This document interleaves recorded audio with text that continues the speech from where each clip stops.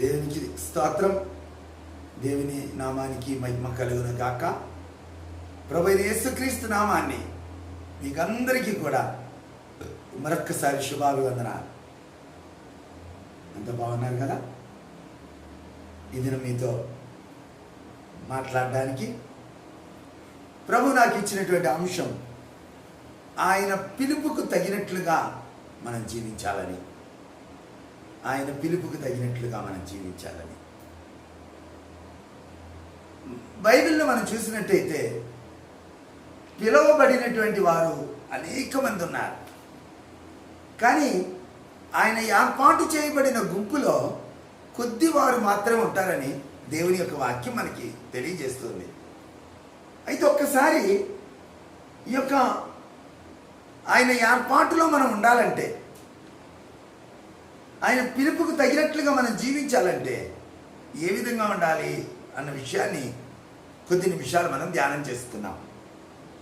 మొట్టమొదటిగా ఎఫెసీ పత్రిక 1వ అధ్యాయం 15-16 వచనాలు ఒక్కసారి మనం జ్ఞాపకం చేసుకుంటాం.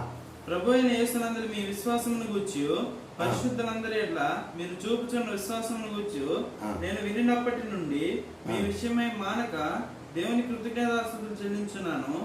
మరియు మీ మనోనేత్రములు వెలిగింపబడినందున ఆయన మిమ్మల్ని పిలిచిన పిలుపు వలన నిరీక్షణ ఎట్టిదో, పరిశుద్ధుల్లో ఆయన స్వాస్థ్యం యొక్క మహిమైశ్వర్యం ఎట్టిదో, ఆయన క్రీస్తు యందు వినియోగపరిచిన బలాత్సయమును బట్టి విశ్వసించు మన యందు ఆయన చూపుచున్న తన శక్తి యొక్క అపరిమితమైన మహత్యం ఎట్టిదో మీరు తెలుసుకునవల్లని మన ప్రభు అయిన యేసుక్రీస్తు యొక్క దేవుడైన మహిమాస్వరూపి తండ్రి తను తెలుసుకుంటే అందు మీకు జ్ఞానమును ప్రత్యక్షతను గల మనస్సు అనుగ్రహించినట్లు నేను నా ప్రార్థన యందు మిమ్మల్ని గూర్చి విజ్ఞాపన చేయుచున్నాను. దేవునికి స్తోత్రం. దేవుని నామానికి మహిమ కలుగును గాక.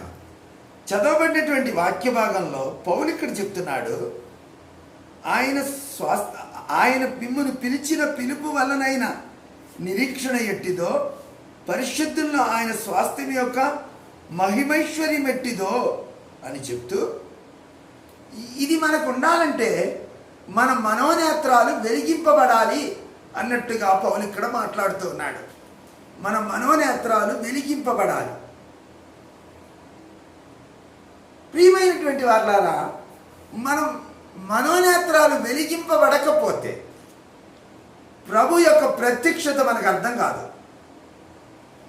మన యొక్క మనోనేత్రాలు వెలిగింపబడకపోతే ప్రభు యొక్క ప్రత్యక్షత మనకి అర్థం కాదు. అందుకే కొంతమంది జీవితాల్లో ఈ యుగ సంబంధమైన దేవత వారి మనోనేత్రాలకి గుడ్డితనం కలుగజేయడాన్ని బట్టి వారు ప్రత్యక్షతను పొందుకోలేకపోతున్నారు. ప్రభువైన యేసుక్రీస్తును వారు తెలుసుకోలేకపోతున్నారు. కొంతమంది తెలుసుకున్నప్పటికీ పిలుపుకు తగినట్లుగా జీవించకపోవడాన్ని బట్టి వారు చేరవలసినటువంటి గమ్యానికి వారు చేరలేకపోతున్నారు. ఈ పిలుపును కోల్పోవడం అనేది చాలా భయంకరమైనటువంటి విషయంగా మనం భావించాలి. కొన్ని సందర్భాల్లో చూడండి, మనకు ఒక ఉద్యోగం వచ్చింది, ఆ ఉద్యోగాన్ని మనం కోల్పోతే ఇంకా శ్రేష్టమైన ఇంకో ఉద్యోగం దొరకవచ్చు. లేదు, ఇంకేదైనా మనకు ఒక ఛాన్స్ వచ్చింది, ఆ ఛాన్స్ పోగొట్టుకుంటే అంతకన్నా మంచి ఛాన్స్ మనం పొందుకోవచ్చు. కానీ దేవుని యొక్క పిలుపును పోగొట్టుకుంటే మరొక ఛాన్స్ రాదేమో. అటువంటి పరిస్థితి మన జీవితంలో రాకూడదు. ఈ దినం మనం కొంతమంది జీవితాలని మనం ఒక్కసారి జాగ్రత్తగా పరిశీలిద్దాం.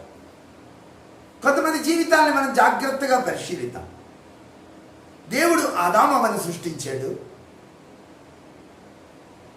ఆయనతో సహవాసం చేయాలని కోరుకున్నాడు. ఆ విషయంలో కొంత సాతాను వలన ఆదాము అవ్వ మోసపోయి దేవునికి దూరం అయిన తర్వాత దేవుడు అబ్రహామును పిలుచుకున్నాడు. అబ్రహాము దేవుని పిలుపుకు లోబడ్డాడు. దేవుడు వెళ్ళమని చెప్పిన ప్రదేశానికి వెళ్ళాడు. దేవునికి ఇష్టడుగా జీవించాడు. విశ్వాస జీవితాన్ని కొనసాగించాడు. కానీ ఒక చిన్న పొరపాటును బట్టి అబ్రహాము జీవితంలో వాగ్దానం 400 సంవత్సరాలు పైచిలుకు లేట్ అయిపోయినట్టుగా మనం చూడగలుగుతున్నాం. 400 పైచిలుకు సంవత్సరాలు అబ్రహాము సంతానం ఐగుప్తులో బానిసత్వంగా ఉండాల్సినటువంటి పరిస్థితి ఏర్పడింది. ప్రియమైనటువంటి వారలారా,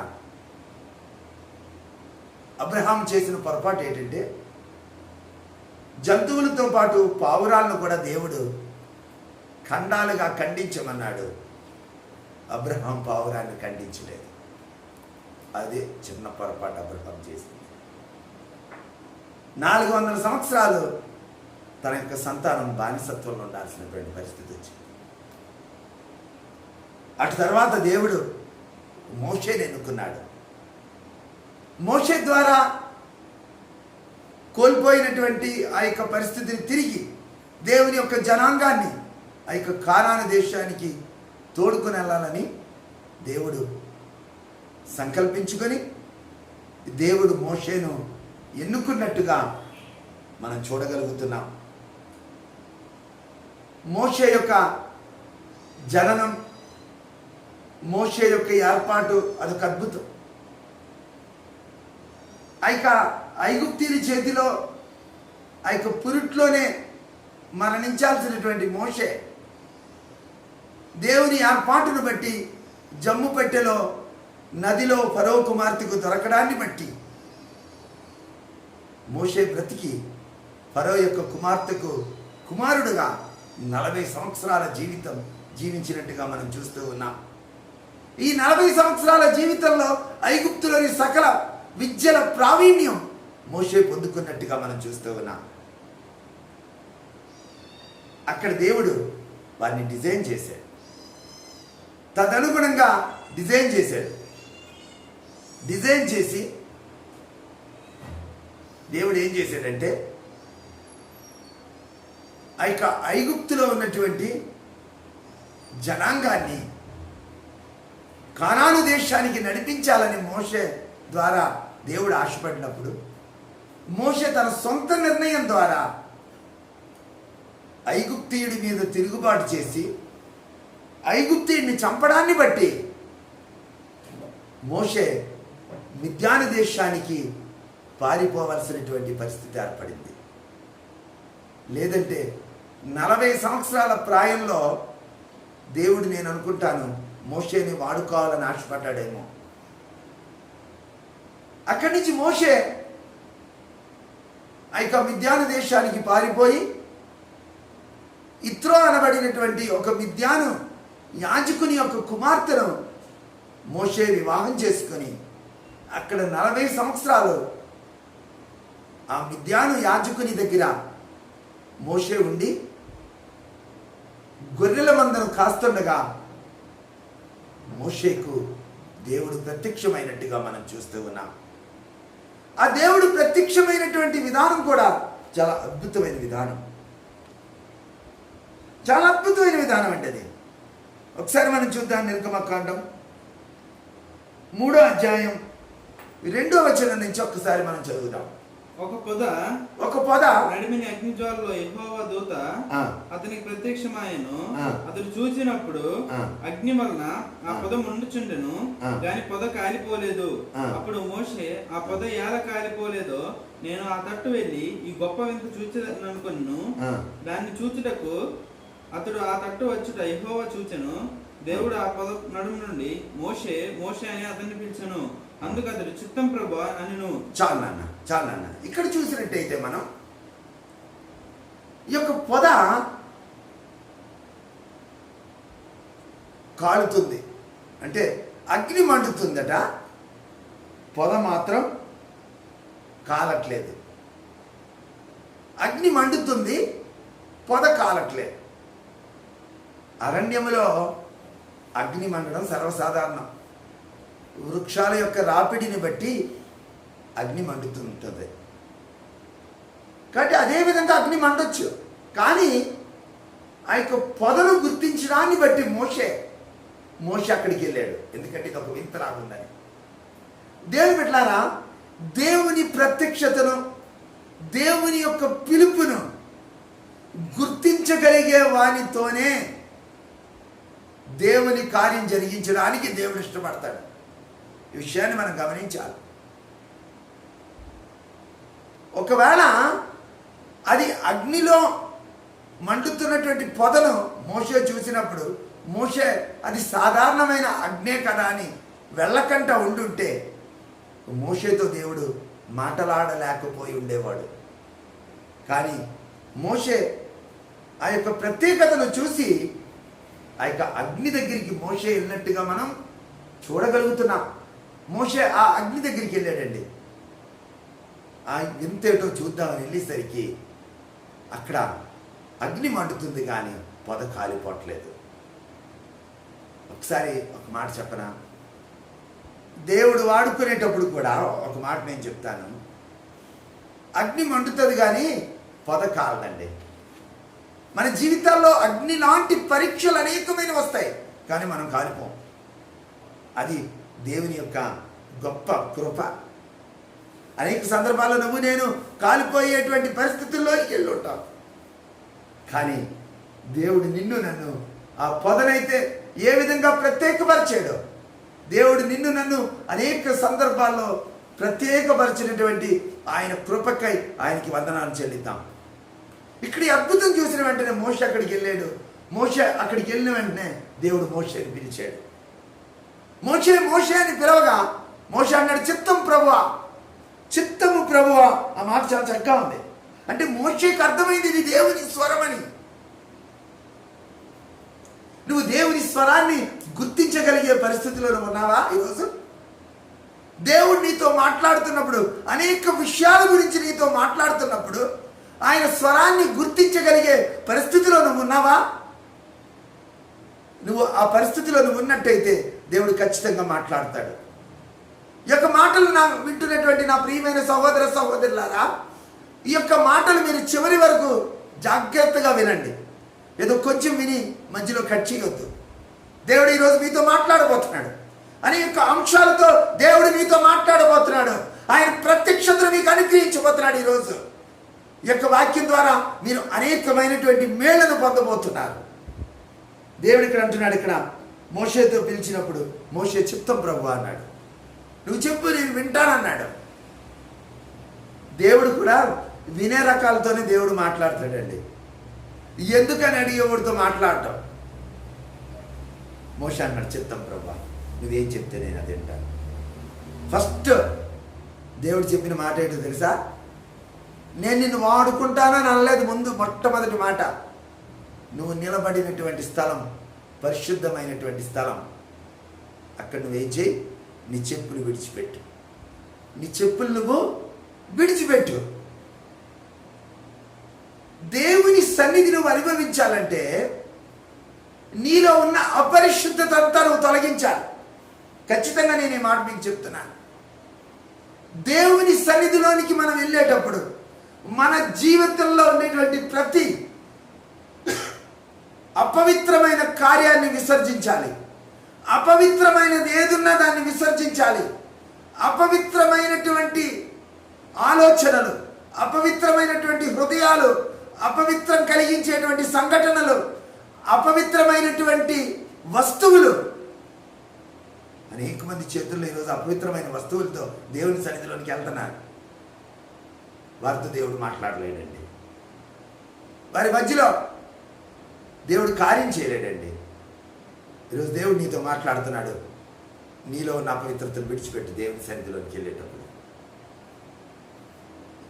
ప్రభు చెప్తున్నాడు ఇక్కడ మోషేతో, నీ చెప్పులు విడిచిపెట్టు. విడిచిపెట్టాల్సింది నువ్వు విడిచిపెట్టే వెళ్ళాలి దేవుని సన్నిధిలోనికి. అపవిత్రతకు కూడా నేను వెళ్తానంటే దేవుడు ఒప్పుకోడండి. ఎప్పుడైతే మోషే చెప్పులు విడిచిపెట్టి దేవుని సన్నిధిలోనికి వెళ్ళాడో, ఇక్కడ ఇక నిర్గమకాండం 3వ అధ్యాయం 10వ వచనాన్ని ఒకసారి మనం చదువుదాం. కాగా రమ్ము, నిన్ను ఫరో యొద్దకు పంపెదను, ఇశ్రాయేలీయులైన నా ప్రజలను నీవు ఐగుప్తులో నుండి తోడుకొని పోవలెను నేను. ఇక్కడ చూడండి, డైరెక్ట్గా మోషేని దేవుడు పిలుస్తున్నాడు, రమ్ము అని. దేవుడు మోషే పిలుపుకు లోబడ్డాడు. దేవునికి స్తోత్రం. ఎంతమంది ఈరోజు దేవుని పిలుపుకు లోబడుతున్నారు? దేవుడు నిన్ను పిలిస్తే సాకులు చెప్తున్నావా? దేవుడు నిన్ను రమ్మంటే సాకులు చెప్పి తప్పించుకుంటున్నావా? ప్రియమైన సహోదరుడా, దేవుడు నీతోనే మాట్లాడుతున్నాడు, సూటిగా నీతో మాట్లాడుతున్నాడు. ఆయన పిలుపులో ఉన్న నిన్ను ఆయన రమ్మంటున్నప్పుడు పక్కకి వెళ్ళిపోతున్నావేమో. నిజంగా చెప్పాలంటే మోషేని 40 సంవత్సరాల్లో దేవుడు వాడుకోవాలని ఆశపడ్డాడేమో. నన్ను కూడా దేవుడు యవన కాలంలో వాడుకోవాలని ఆయన ఆశపడ్డాడు. ఆయన పిలుపుకి నేను లోబడలేదండి. దానికి మూల్యం నేను చెల్లించాల్సి వచ్చింది. మోషే 40 సంవత్సరాలప్పుడు తన సొంత నిర్ణయంతో దేవుని కార్యం చేద్దాం అనుకున్నాడు. ఇంకో 40 సంవత్సరాలు ఆలస్యం అయిపోయింది. 80 సంవత్సరాల్లో దేవుని పిలుపుని ఇప్పుడు అందుకున్నాడు. 80 సంవత్సరాల్లో పిలుపుని అందుకొని దేవుని పరిచర్య కొరకు మోషే బయలుదేరాడండి. దేవుని పని చేయడానికి మోషే బయలుదేరాడు. ప్రియమైన వాళ్ళారా, మోషే బయలుదేరినప్పుడు మోషే తన భార్యను తన బిడ్డలను వెంట పెట్టుకొని మోషే ఐగుప్తుకి మళ్ళీ బయలుదేరాడు. తన సొంత జనాంగం దగ్గర నుంచి మిద్యాను దేశం నుండి బయలుదేరి వచ్చేటప్పుడు ఆయన నిర్గమకాండ 4వ అధ్యాయం 24వ వచనాన్ని 25వ వచనాన్ని ఒకసారి మనం చదువుదాం. అతడు పో మార్గమున సత్రములో యెహోవా అతన్ని ఎదుర్కొని అతని చంప చూడగా సిప్పోరా వాడిగల రాయి తీసుకొని తన కుమారునికి సున్నతి చేసి అతని పాదముల యొద్ద అది పడవేసి, నిజంగా నీవు నాకు రక్త సంబంధమైన పెనిమిటి వైద్యవెనను. అంతటా ఆయన అతన్ని విడిచెను. చాలండి. ఇక్కడ చూద్దాం. పై వచనాలు మనం చదివితే మోషే ఫరో దగ్గరికి వెళ్ళడానికి మిద్యాను దేశం నుండి బయలుదేరి మార్గ మధ్యంలో ఉంటుండగా ఒక సత్రం దగ్గర యెహోవా దూత ఖడ్గం పట్టుకొని మోషే ముందుకు వచ్చి మోషేని చంపబోయాడు. ఇదేంట్రా బాబు, పిలిచింది దేవుడు, మోషే దేవుని పిలుపుకు లోబడ్డాడు, మధ్యలో ఈ చంపుడు కార్యక్రమం ఏంటి అని ఆలోచిస్తే ఇక్కడ మోషే జీవితంలో దేవుని కార్యం జరిగించడానికి వెళ్ళేటప్పుడు సరైన సిద్ధపాటుతో మోషే వెళ్ళలేదండి. సరైన సిద్ధపాటుతో మోషే వెళ్ళలేదు. అనేక మంది జీవితాల్లో ఈరోజు దేవుని కార్యం చేయడానికి వెళ్తున్నప్పుడు, దేవుని పని చేయడానికి వెళ్తున్నప్పుడు ఆటంకాలు ఎందుకు వస్తున్నాయనంటే, సమస్యలు ఎందుకు వస్తున్నాయంటే సరైనటువంటి సిద్ధపాటు లేకపోవడం. దేవునికి స్తోత్రం, దేవుని నామానికి మహిమ కలుగును గాక. సరైన సిద్ధపాటు ఉండాలి. దేవుని పని చేయడానికి వెళ్ళేటప్పుడు సరైన సిద్ధపాటు ఉండాలి. సిద్ధపాటు లేకపోవడాన్ని బట్టి ఏమైందండి, ఖడ్గం పట్టుకొని యెహోవా దూత మోషేని అడ్డగించింది. కానీ మోషేతో కూడా ఉన్నటువంటి సిప్పోరా, మోషే భార్య, నేను అనుకుంటూ ఉంటాను, దేవుడు మోషేని పిలిచాడు కానీ మోషే భార్యను పిలవలేదు. కానీ మోషే భార్య మోషేకున్నటువంటి పిలుపుని బట్టి ఆమె సహకారి అయి ఉంది మోషేకి. ఈరోజు దైవ సేవకులకు, విశ్వాసులకు సహకారులైన భార్యలను బట్టి నేను దేవుణ్ణి స్తుతిస్తున్నాను. అట్టి సహకారం మీ నుంచి మీ భర్తలకి లభించును గాక. చూడండి, ఇక్కడ సిప్పోరా యొక్క సమయస్ఫూర్తిని ఒక్కసారి మనం జ్ఞాపకం చేసుకుందాం. ఎందుకు చంపడానికి వచ్చాడో మోషేకి అర్థం కావట్లే, కానీ సిప్పోరాకి అర్థమైంది. ఆమె వెళ్ళి తన కుమారులకి వెంటనే సున్నతి చేశారు. ఎందుకంటే హెబ్రీయులు ప్రతి ఒక్కరూ కూడా ఆ యొక్క 8 సంవత్సరాలప్పుడు సున్నతి పొందాలి. పుట్టిన ప్రతి మగబిడ్డ కూడా వయసు వచ్చినప్పుడు సున్నతి పొందాలి. కానీ ఇక్కడ వీరు మిద్యాను దేశంలో ఉండడాన్ని బట్టి, అన్యుల దేశంలో ఉండడాన్ని బట్టి వాళ్ళు సున్నతి పొందలేరు. దేవుని కార్యం నువ్వు చేయడానికి వచ్చేటప్పుడు పూర్తి సిద్ధపాటుతో నువ్వు రావాలి. దేవునికి స్తోత్రం. పూర్తి సిద్ధపాటుతో నువ్వు రావాలి. మోషే భార్య సహకరించింది సిద్ధపాటుకై. ఈరోజు అనేక మంది సేవకుల భార్యలు సహకరించట్లేదండి, సేవలో సహకరించట్లేదు. దాన్ని బట్టి వారి సేవ ఆశీర్వాదకరంగా ఉండట్లేదు. ప్రియమైనటువంటి వాళ్ళారా, సేవకులైతేనేమి, విశ్వాసులైతేనేమి, భార్యలు ఖచ్చితంగా భర్తకి సహకారులై ఉండాలి మీ విశ్వాస జీవితంలో. అప్పుడు మాత్రమే సరైనటువంటి విశ్వాస జీవితాన్ని జీవించగలం. నేను ఒకసారి సందర్భంలో దైవజనుడైనటువంటి విలియం కేరీని జ్ఞాపకం చేసుకోవాలని ఆశపడుతున్నాను. విలియం కేరీ దేవుని యొక్క పిలుపుని అందుకొని ఆ యొక్క ఇంగ్లాండ్ దేశం నుంచి భారతదేశంలోని కలకత్తాకి రావడానికి ఓడ ప్రయాణం మొదలుపెట్టాడు. ఓడ ఎక్కడానికి ముందే విలియం కేరీ భార్య ఆ యొక్క విలియం కేరీని చాలా ఆటంకపరిచింది. ఒక దశలో ఆయన అడిగింది, చావడానికి తీసుకెళ్తున్నావా, చంపడానికి తీసుకెళ్తున్నావా అని కూడా. ఒక మాట చెప్పనా, భర్త దగ్గర, సేవకుడి దగ్గర అనవసరమైన మాటలు మాట్లాడకూడదండి. ఈ అనవసరమైన మాటలు ఈ భార్యల జీవితాల్లో శాపాలుగా మారిపోతాయి. వద్దు, దయచేసి సేవకుల భార్యలారా, విశ్వాసుల భార్యలారా, మీ భర్తల దగ్గర అనవసరమైన మాటలు మాట్లాడకండి. మీ భర్తలకి సహకారులుగా ఉండండి, సమయస్ఫూర్తిగా వ్యవహరించండి. విలియం కేరీ భార్య ఆ విధంగా ప్రవర్తించలేదు. ఓడలోనే ఒక కుమారుని పోగొట్టుకున్నాడు. ఆ తర్వాత కలకత్తా వచ్చిన తర్వాత రెండో కుమారుని పోగొట్టుకు తర్వాత ఆమె పిచ్చిదైపోయి ఆమె జీవితాన్నే కోల్పోవలసి వచ్చింది. విలియం కేరీ మళ్ళీ ఇంకొక వివాహం చేసుకోవాల్సినటువంటి పరిస్థితి ఏర్పడింది. నేను అనేక మంది దైవజనుల యొక్క చరిత్ర చదువుతున్నప్పుడు, గొప్ప గొప్ప దైవజనులు, ప్రపంచాన్ని అభిషేకంతో నింపినటువంటి గొప్ప దైవజనులు, అద్భుత కార్యాలు, ఆశ్చర్య కార్యాలు చేసినటువంటి దైవజనులు, వారి భార్యలు మధ్యలో అర్ధాంతరంగా చనిపోయారండి. వాళ్ళు ప్రార్థన చేయలేక, వాళ్ళు ప్రార్థన చేసి వాళ్ళు మార్చలేదా, స్వస్థపరచలేదా? కానీ ఒక మాట చెప్పనా, దైవ సేవకుని భార్య సేవకునికి లోబడి చేదోడు వాదోడుగా లేకపోతే ఆ పర్యవసానం చాలా భయంకరంగా ఉంటుంది.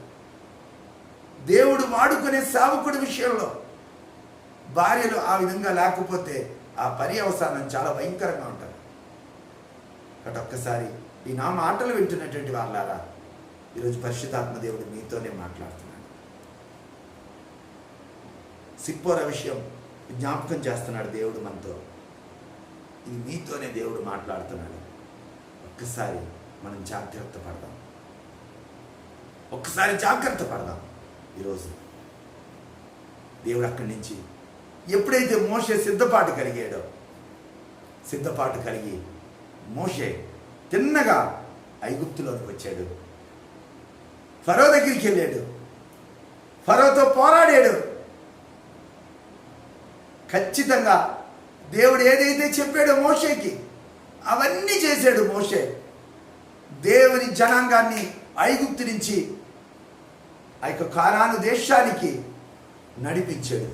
మోషే నడిపింపు మొదలైంది. ఎర్ర సముద్రాన్ని దాటించాడు.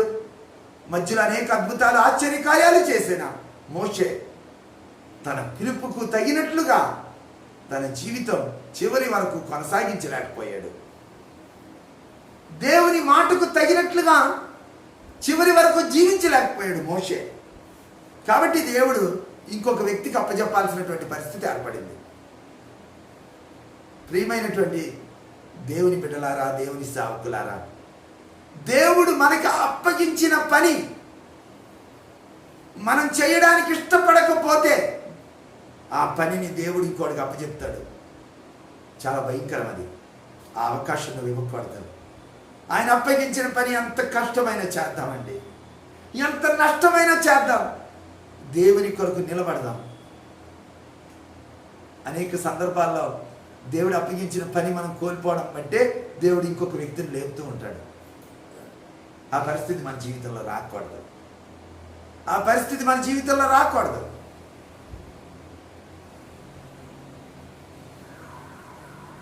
ఒకసారి మనం చూసినట్టయితే మోషే నిలబడలేకపోయాడు. అందువల్ల మోషే గురించి దేవుడు ఏమంటున్నాడు తెలుసా?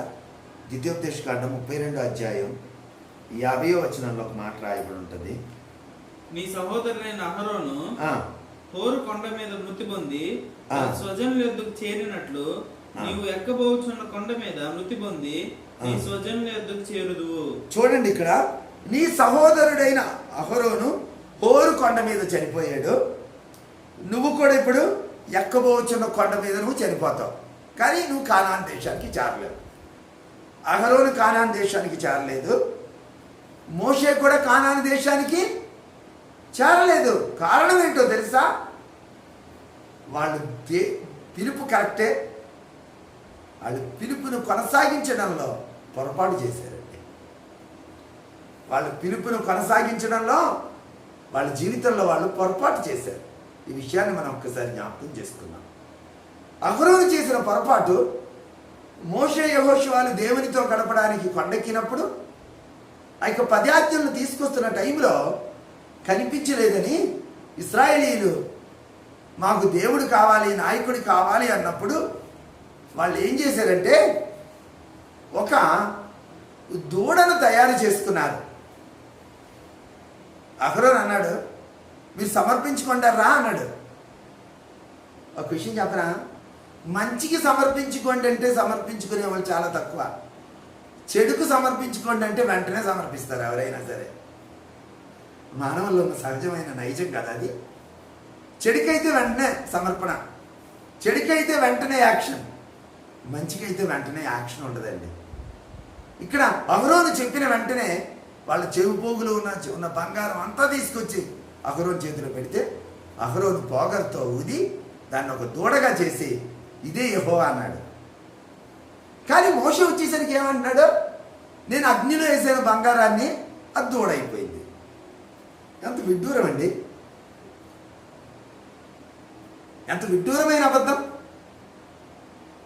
అందుకే అహరోను ఆ యొక్క కానాన్ దేశానికి చేరలేకపోయాడండి. మోషే విషయానికి వచ్చేసరికి మోషే కూడా కొనసాగించలేకపోయాడు.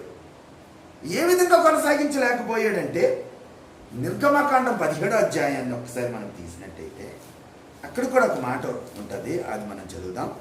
నిర్గమకాండం 17వ అధ్యాయం 5వ వచనాన్ని ఒక్కసారి మనం చదివినట్టయితే, అందుకు యెహోవా నీవు ఇశ్రాయేలీయుల పెద్దలతో కొందరిని తీసుకొని ప్రజలకు ముందుగా పొమ్ము, నీవు నదిని కొట్టిన నీ కర్రను చేత పట్టుకుని పొమ్ము. ఇదిగో అక్కడ హోరేబులోని బండ మీద నేను నీకు ఎదురుగా నిలిచెదను. నీవు ఆ బండను కొట్టగా ప్రజలు త్రాగుటకు దానిలో నుండి నీళ్లు బయలుదేరినని మోషేతో సెలవేయగా మోషే ఇశ్రాయేలీయుల పెద్దల కన్నులు ఎదుట అట్లు చేసెను. అప్పుడు ఇశ్రాయేలీయులు చేసిన వాదమును బట్టి యెహోవా మన మధ్య ఉన్నాడో లేడో అని వారు యెహోవాను శోధించుటను బట్టి అతడు ఆ చోటికి మస్సా అనియు మెరీబా అనియు పేర్లు పెట్టెను. చాలా ఇక్కడ చూడండి, ఇక్కడ మోషే ఏం చేశాడంటే ఆ యొక్క బండను కొట్టమన్నాడు దేవుడు. వెళ్ళి బండను కొట్టాడు. ఇక్కడ ఏమంటున్నాడు దేవుడు? ఆ బండ మీద నేనుంటాను, ఆ బండ దగ్గర నేనుంటాను, నువ్వు కొట్టు. వాక్యం చెప్తుంది ఆ బండ క్రీస్తే. ఇందులో ఉన్న సారాంశం ఏంటంటే యేసుక్రీస్తు యొక్క శిలువ మరణంలో ఆయన పొందిన శ్రమలు, ఆయన కొట్టబడ్డాన్ని ఇక్కడ జ్ఞాపకం చేస్తుంది ఈ మాట. మొట్టమొదటిగా బండను కొట్టమన్నాడు, బండలోంచి నీళ్ళు వచ్చి మోషే ఆ విధంగా చేశాడు. రెండోసారి దేవుడు బండను కొట్టమని చెప్పలేదండి.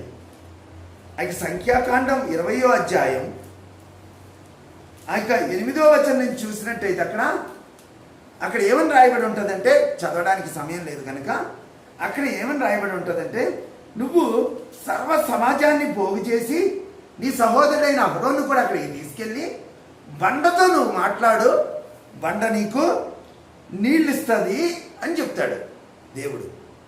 అహరోనే మోషే సర్వ సమాజం బండ దగ్గరికి వెళ్ళిన తర్వాత మోషే కోపంతో ఏం చేస్తున్నాడంటే మళ్ళీ అక్కడ బండను 2 మారులు కొట్టాడటండి. బండను 2 మార్లు కొట్టాడు. ఆ 20వ అధ్యాయం 11వ వచనంలో అప్పుడు మోషే తన చెయ్యి ఎత్తి 2 మార్లు తన కర్రతో ఆ బండను కొట్టగా నీళ్లు సమృద్ధిగా ప్రవహించెను.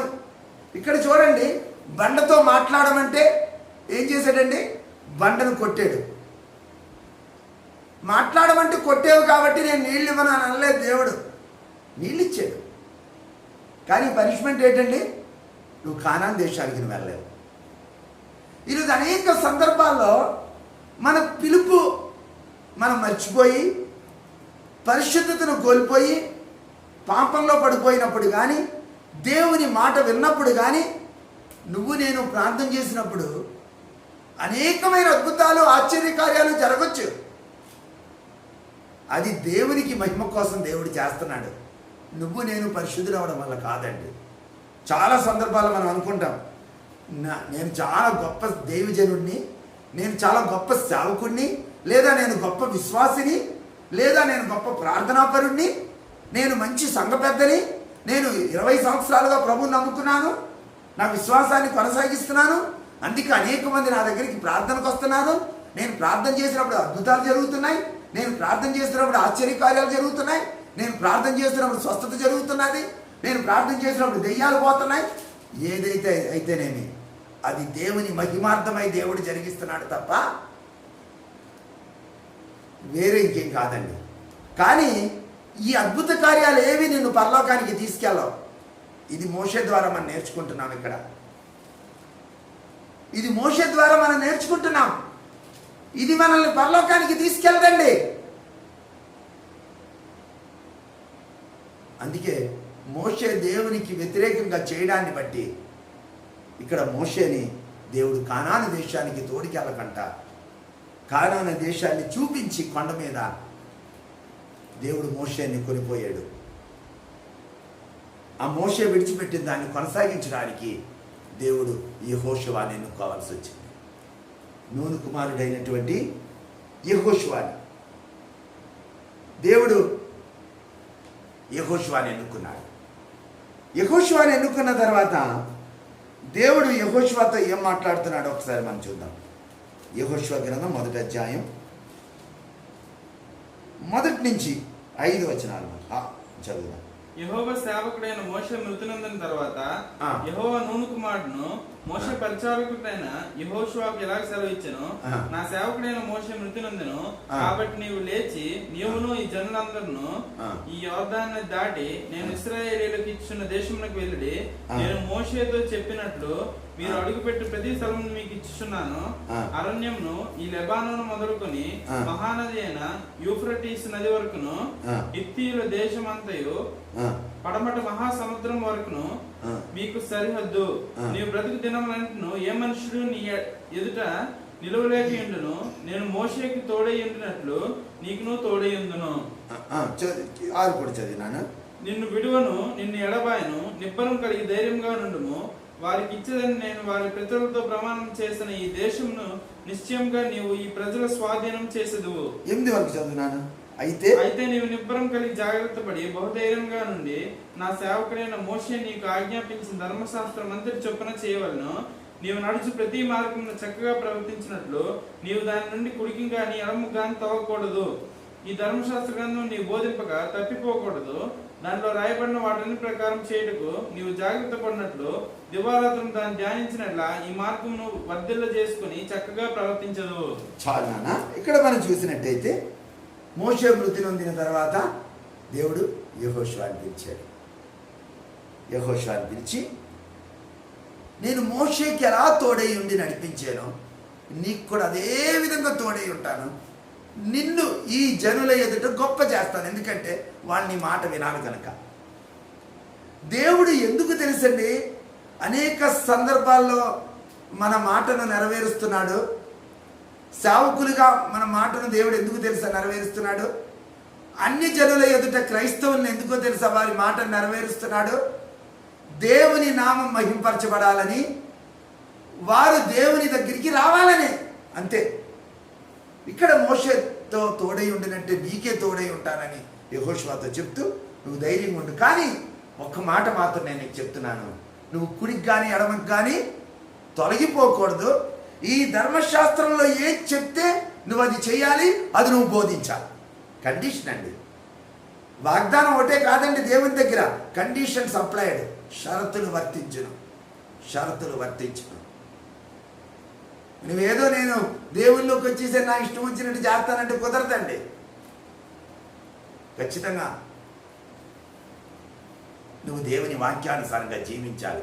అప్పుడే నువ్వు ఏ మార్గం కోసం అయితే నువ్వు తాపత్రయపడుతున్నావో, ఎక్కడికైతే నువ్వు చేరాలని ఆశపడుతున్నావో అక్కడికి నువ్వు చేరాలంటే దేవుని చిత్తానుసారమైన వాక్య ప్రకారమైన జీవితం మనకుండాలి. ఇక్కడ యెహోషువని పిలుచుకున్న దేవుడు యెహోషువతో అంటున్నాడు, నేను గొప్ప కార్యాలు నీ చేత చేయిస్తాను. ఎందుకో తెలుసండి, 33 రాజుల్ని ఎదుర్కొన్నాడండి యెహోషువ. కానాన్ దేశం చేరే ముందు 33 రాజుల్ని, ఒకరిద్దరిని కాదండి. ఎంతటి కృప! ఎన్ని సమస్యలు వచ్చినా దేవుని బిడ్డలారా, ఒక మాట నేను చెప్పనా, నువ్వు దేవుని వాక్యానుసారంగా జీవించేవాడు అయితే, నువ్వు కుడికి కానీ ఎడమకి కానీ తొలగిపోకుండా జీవించేవాడు అయితే, నీ ముందుని ఎంత పెద్ద సమస్య వచ్చినా అవన్నీ నీ ముందుని పటాపంచలే. ఒక మాట చెప్పనా, యెహోషువ నాయకత్వంలోకి వచ్చిన తర్వాత మొట్టమొదటిగా యోర్దాను నది అడ్డొచ్చింది. అక్కడ మోషే నాయకత్వానికి వచ్చిన తర్వాత ఎర్ర సముద్రం అడ్డొచ్చింది. ఇక్కడ యెహోషువ నాయకత్వానికి వచ్చిన తర్వాత యోర్దాను నది అడ్డొచ్చింది. మరి ఇది యాదృచ్ఛికంగా జరిగిందో ఎలా జరిగిందో దీని గురించి చాలా విషయాలు ఉన్నాయి, కానీ మనం తర్వాత ఈ విషయం మాట్లాడుకోవచ్చు. ఇక్కడ ఎర్ర సముద్రాన్ని దాటించడానికి దేవుని అభిషేకం ఉన్న మోషే చేతికర్ర ఉండేది. మోషే దానితో ఎర్ర సముద్రాన్ని చీల్చాడు. కానీ ఇక్కడ యెహోషువ దగ్గరికి వచ్చేసరికి యెహోషువ చేతిలో కర్ర లేదండి. అయ్యో దేవుడా, నా చేతిలో కర్ర లేదే. ఆ రోజు మోషే చేతిలో కర్ర ఉంది, ఇప్పుడు నా చేతిలో కర్ర లేదు, యోర్దాన్ని నేను ఎలా దాటుతానని అనలేదండి. అనేక సందర్భాల్లో మనకి ఇమిటేట్ చేయడం, ఒకడు ఏం జరిగితే నాకు కూడా అలాగే జరుగుతుందని ఆశించడం మనకి చాలా మనం ఆలోచిస్తుంటాం. కాదండి, దేవుని కార్యాలు అలా ఉండవు. దేవుడు రోజుకో వెరైటీ చేస్తాడండి ఆయన అద్భుతాలు. నిన్న చేసింది ఈరోజు చేయడు. ఒకవేళ మీ ఇంట్లో నీ భార్య నీకు నిన్న చేసిన టిఫినే ఈరోజు పెట్టి ఉండొచ్చు, కానీ దేవుడు నిన్న ఒకటి అయితే ఈరోజు ఒకటి. దేవునికి స్తోత్రం. ఆయన అద్భుతాలు అలాగుంటాయి. ఆ రోజు కర్రతో ఎర్ర సముద్రాన్ని చీల్చాడు కనుక ఈరోజు కర్రక్కర్లే. ఈరోజు యెహోషువ దగ్గర ఉన్నది ఏంటో తెలుసా? దేవుని యొక్క మందసం ఉంది. దేవునికి స్తోత్రం. దేవుని యొక్క మందసం ఉంది. యెహోషువతో దేవుడు అన్నాడు, యెహోషువ, నువ్వు యోర్దాను దాటడానికి నీ దగ్గర ఉన్నటువంటి యెహోవా మందసాన్ని యాజకుల చేత మోయించి, ఆ 12 యాజకులు యోర్దాను నదిలో కాలు పెట్టగానే యోర్దాను ఎగువ నుంచి పారడం ఆగిపోతుందని. ఒకసారి గమనించండి. నేనైతే ఏమనుకుంటానంటే, యోర్దాను ఆపుతానని చెప్తే అక్కడికి వెళ్ళి యోర్దాను పారుతుంది కదా, దేవుడా యోర్దాను ఆపు, దేవుడా యోర్దాను ఆపు, నేను యోర్దాను దాటాలి, ప్రభువా యోర్దాను ఆగిన తర్వాత యాజకులు కాలాడతారు, లేదంటే వాళ్ళు ఎలా కాలాడతారు, వాళ్ళు కొట్టుకెళ్ళిపోతారు కదా. ప్రియమైనటువంటి దేవుని జనాంగమా, దేవుడు నీకు యోర్దానులో కాలు పెట్టమంటే పెట్టు, నువ్వు కొట్టుకెళ్ళవు. దేవునికి స్తోత్రం.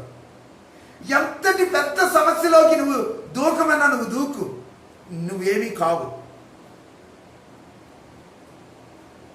ఈరోజు అనేక మంది, ఏమంటే నా అప్పులు తీరిన తర్వాత సేవకు వస్తానండి, నాకు రోగం తగ్గితే నేను ప్రభువుని నమ్ముకుంటానండి, మా అమ్మాయి పెళ్ళి అయిపోతే నేను బాప్తిజం పొందుతానండి. అనేక మంది జీవితాల్లో కార్యాలు జరగకపోవడానికి కారణం ఇదే. ప్రియమైన సహోదరుడా, సహోదరి, నువ్వు ఒకవేళ వాక్యం వింటున్నప్పుడు నీ పరిస్థితి, నువ్వు ఏ పరిస్థితుల్లో ఉన్నావో, నువ్వు ఇదే విధమైన ఆలోచిస్తున్నావేమో. అన్నీ చక్కబడ్డ తర్వాత నేను బాప్తిజం పొందుతాను, అన్నీ చక్కబడ్డ తర్వాత నేను సేవకు వస్తాను, నా పిల్లల భవిష్యత్తు స్థిరపడిన తర్వాత సేవకు వస్తాను, నేను రిటైర్మెంట్ అయిన తర్వాత నేను పెన్షన్ తీసుకుంటూ సేవ చేస్తాను, అప్పుడు అక్కర్లేదండి. అప్పుడు అక్కర్లేదండి. నువ్వు పరిస్థితులు నీకు ప్రతికూలంగా ఉన్నా దేవుని మాట చొప్పున నువ్వు నిలబడితే దేవుని జనాంగమా దేవుడిని నిలబెట్టిస్తాడు. దేవునికి స్తోత్రం. దేవునికి మహిమ కలుగును గాక. దేవునికి మహిమ కలుగును గాక. నా దేవుడు ఏం చెప్తే నువ్వు అది చేయాలి. అలాగైతేనే దేవుని కార్యం నీ జీవితంలో జరుగుతుంది. ఈరోజు ఎవరితోనూ పరిశుద్ధాత్మ దేవుడు మాట్లాడుతున్నాడు. దేవుడు నిన్ను పిలిచినప్పుడు నువ్వు లోబడు.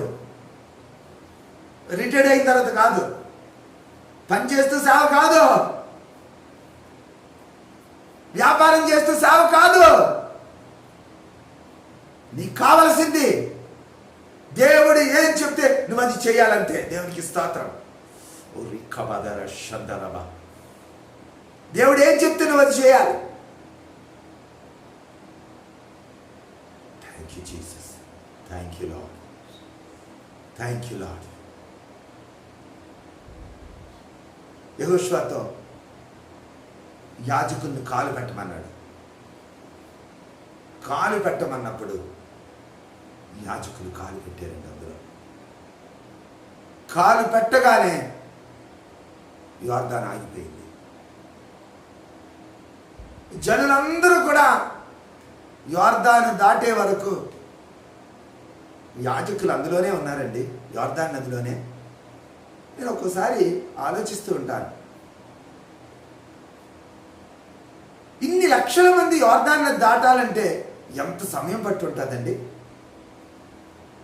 మరి ఎలా యాజకులు మందసాన్ని మోస్తూ నిలబడ్డారు? ప్రియమైన సేవకుడా, నువ్వు మందసాన్ని మోసేవాడు అయితే ఎన్ని శ్రమలు వచ్చినా దాన్ని కింద పెట్టడానికి వీల్లేదండి. పరిశుద్ధాత్మ దేవుడు ఎవరితోనో మాట్లాడుతున్నాడు ఈరోజు. నువ్వు మందసాన్ని మోసే బాధ్యత నీకు దేవుడు అప్పగించినప్పుడు ఎన్ని గంటలు నిలబడాల్సినటువంటి పరిస్థితి వచ్చినా మందసాన్ని కింద పెట్టాల్సిన పరిస్థితి కాదు నీ పరిస్థితి. ఓపికతో నువ్వు నిలబడాలి. ఓపికతో నువ్వు నిలబడాలి.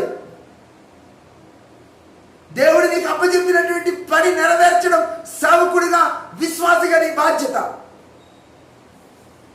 Thank you Jesus. మరొక్కడ నిలబడ్డారు. ఇజ్రాయేల్ జనాంగం అంతా కూడా యోర్దాను దాటారు. అప్పుడు యెహోషువ చెప్తున్నాడు, యోర్దాను నదిలోంచి ఒక 12 రాళ్ళు మీరు తీసుకురండి. దేవుడికి స్తోత్రం. 12 రాళ్ళు. ఎందుకో తెలుసండి? ఆడుకోవడానికి కాదు, మీ తరాలకి సూచనగా ఆ రాళ్ళు ఉండాలి. ఇది ఏంటి రాళ్ళని అడిగినప్పుడు నీ తరానికి నువ్వు చెప్పాలి దేవుడు చేసిన అద్భుతం. ఈరోజు మన రాబోయే తరాలకి దేవుడు మన జీవితంలో చేసినటువంటి అద్భుతాలు మనం వాళ్ళకి తెలియజెప్పాల్సినటువంటి బాధ్యత మన మీద ఉంది. దేవుడు నిన్ను ఎలా నిలబెట్టాడో, దేవుడు నిన్ను ఎలా పోషించాడో, దేవుడు నిన్ను ఎలా నడిపించాడో, శ్రమల గుండా కూడా దేవుడు నిన్ను నడిపించి ఈ ఉన్నతమైన స్థితి ఎలాగిచ్చాడో నువ్వు నేర్పించాల్సినటువంటి బాధ్యత ఉంది. వాళ్ళకి చెప్పాల్సినటువంటి బాధ్యత ఉంది. వారికి జ్ఞాపకాలుగా ఆ రాళ్ళు ఉండాలి నీ దగ్గర. ఆ రాళ్ళు ఉండాలి. ఆ రాళ్ళు ఉండాలి నీ దగ్గర. ఇక్కడ యెహోషువ రాళ్ళను తీయమన్నాడు. ఆ తర్వాత యోర్దాను దాటిన తర్వాత ముందుకు సాగేటప్పుడు దేవుడి దూత యెహోషువకు ప్రత్యక్షమైనట్టుగా మనం చూడగలుగుతున్నాం. యెహోషువ గ్రంథం 5వ అధ్యాయం ఇక 15వ వచనాన్ని ఒక్కసారి మనం చదువుదాం. అందుకే యెహోవా సేనాధిపతి, నీవు నిలిచి ఉన్న ఈ స్థలం పరిశుద్ధమైనది, నీ పాద రక్షణను తీసివేయమని యెహోషువతో చెప్పగా యెహోషువ అలాగ చేసెను. ఇక్కడ చూడండి, యెహోషువకి కూడా దేవుడు ప్రత్యక్షమైనప్పుడు మోషేతో ఎలాగైతే పాదరక్షలు తీయమన్నాడో ఇక్కడ యెహోషువతో కూడా పాదరక్షలు తీయమన్నాడు. అంటే ఇంతవరకు యెహోషువ నడిపించాడు కదా, మరి ఎందుకు పాదరక్షలు తీయమన్నాడు? ఇంకా ఏముంది యెహోషువ సిద్ధపాటు చేసుకోవడానికి? కానాను దేశానికి వెళ్ళే ముందు ఆ యొక్క పట్టణాన్ని జయించడానికి ముందు యుద్ధ రంగంలో నిలబడడానికి మళ్ళీ యెహోషువని ఎందుకు సిద్ధపాటు చేస్తున్నాడు అని అంటే నాకు ఒక ఆలోచన ప్రవహిస్తూ ఉన్నాడు. ఈ మధ్యకాలంలో దైవజనుడితో నేను మాట్లాడినప్పుడు ఆయన నాతో ఒక మాట అన్నారు. ఏమనంటే గొప్ప గొప్ప దైవజనుల్లో చాలామంది వారి అవసాన కాలంలో కొద్ది నెలలు కొద్ది రోజులు మంచాల మీద ఉండి వారు ప్రభువులో నిద్రించినట్టుగా చూస్తూ ఉన్నామండి. దీనికి ఒక కారణం ఉందండి. వారి జీవితాల్లో వారు ఎక్కడెక్కడైతే సిద్ధపాటు చేసుకోవాల్సినవి ఉన్నాయో అవన్నీ సిద్ధపాటు చేసుకొని వాళ్ళు పరలోక రాజ్యానికి వెళ్ళాలని దేవుడు గొప్ప గొప్ప దైవజనులకి చాలామందికి అటువంటి అవకాశాన్ని ఇచ్చాడండి. అందుకే కొద్ది కాలం వాళ్ళు మంచం మీద ఉండాల్సినటువంటి పరిస్థితి అందుకే వచ్చింది తప్ప వేరే ఇంకేం కాదండి అని ఆ దైవజనుడు నాతో చెప్పడం జరిగింది. ఈ మాట నేను ఇప్పుడు జ్ఞాపకం చేసుకుంటున్నాను. ఆ మాటను యెహోషువ కానాను దేశం చేరే ముందు మరొక్కసారి సిద్ధపాటు కోసం చెప్తున్నాడు. కేవలం యెహోషువకే కాదండి, యెహోషువతో పాటు ఉన్న నూతన తరానికి కూడా ఆ యొక్క 5వ అధ్యాయం 7వ వచనం నుంచి చూసినట్టయితే, యెహోషువ గ్రంథం 5వ అధ్యాయం 7వ వచనాన్ని చూసినట్టయితే వారి తరానికి సున్నతి చేయమని కూడా అక్కడ చెప్తుంది. చదువునాన్న. ఆయన వారికి ప్రతిగా పుట్టించిన వారి కుమారులు సున్నతి పొంది ఉండలేదు కనుక వారికి సున్నతి చేయించను.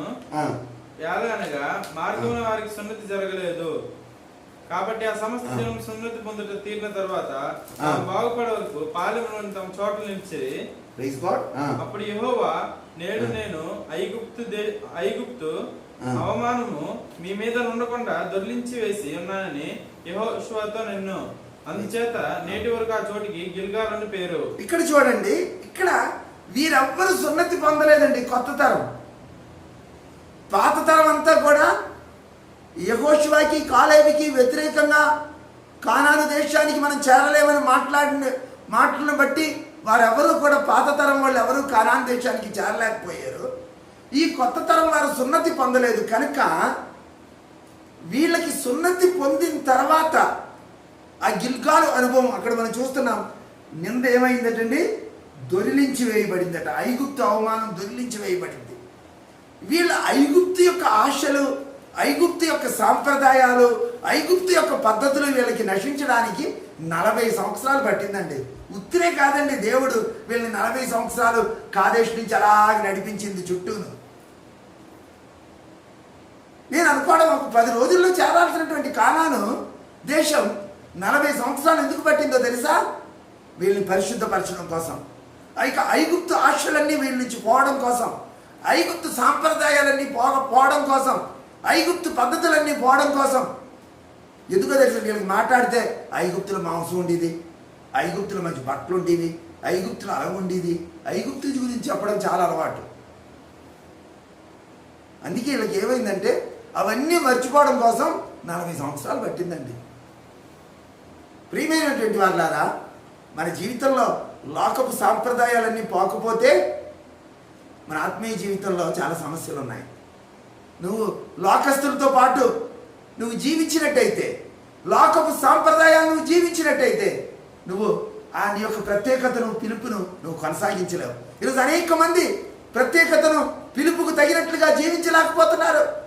ఇక మోషే జీవించలేకపోయాడు, అహరోను జీవించలేకపోయాడు, అబ్రహాం జీవించలేకపోయాడు. ఈరోజు ఈ తరం కానాన్ దేశానికి చేరడం కోసం దేవుడు ఒక ఇక్కడ శుద్ధీకరణ జరిగించాడు.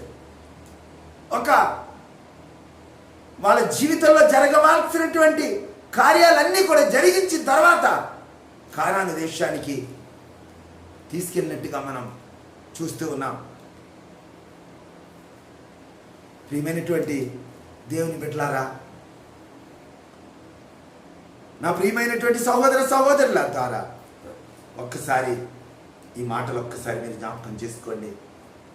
మన దేవుని పిలుపుని అందుకొని ఈ యొక్క క్రైస్తవ జీవితంలోనికి, విశ్వాస జీవితంలోనికి ప్రభువుని వెంబడించడానికి మనం మొదలుపెట్టాం.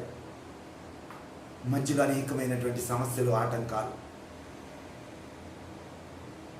ఇప్పుడు పరిస్థితిని చూసినట్టయితే ఈ లాక్డౌన్, ఆరాధన లేదు, చాలామంది జీవితాలు వెనక్కి వెళ్ళిపోయి లోకంలోనికి వెళ్ళిపోయారు చాలామంది. ఈరోజు మరొక్కసారి మిమ్మల్ని మీరు సిద్ధపాటు చేసుకోండి. మరొక్కసారి గిల్కాలు అనుభవంలోనికి రండి.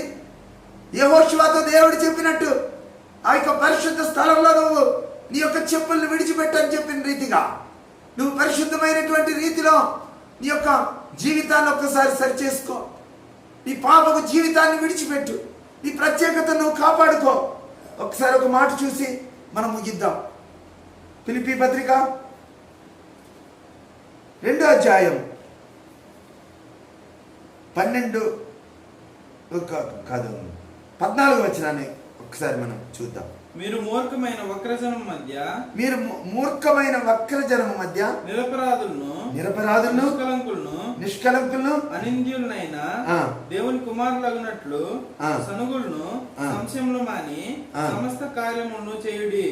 Praise God. ఆగండి, ఇక్కడ చూద్దాం మనం. ఇక్కడ ఏమని చెప్తుందంటే, మీరు మూర్ఖమైన వక్రజనము మధ్య నిరపరాధులను నిష్కలంకులను అనిందులైన దేవుని కుమారులగునట్లు సనుగులు సంశయాలు మాని సమస్త కార్యమును చేయుడి. అట్టి జనము మధ్య మీరు జీవవాక్యమును చేతపట్టుకొని లోకమంది జ్యోతుల వలె కనబడుచున్నారు. అందువల్ల నేను వ్యర్థముగా పరిగెత్తలేదనియు నేను పడిన కష్టము నిష్ప్రయోజనము కాలేదనియు క్రీస్తు దినమున నాకు అతిశయ కారణము కలుగును. ఇక్కడ చూడండి, పౌలు అంటున్నాడు, ఈ యొక్క పిలుపు, ఈ యొక్క పరిగెత్తడం నిష్ప్రయోజనం కాదు. ఒక దినం క్రీస్తు న్యాయపీఠం ముందు నిలిచినప్పుడు నాకు అది అతిశయ కారణం అవుతుంది.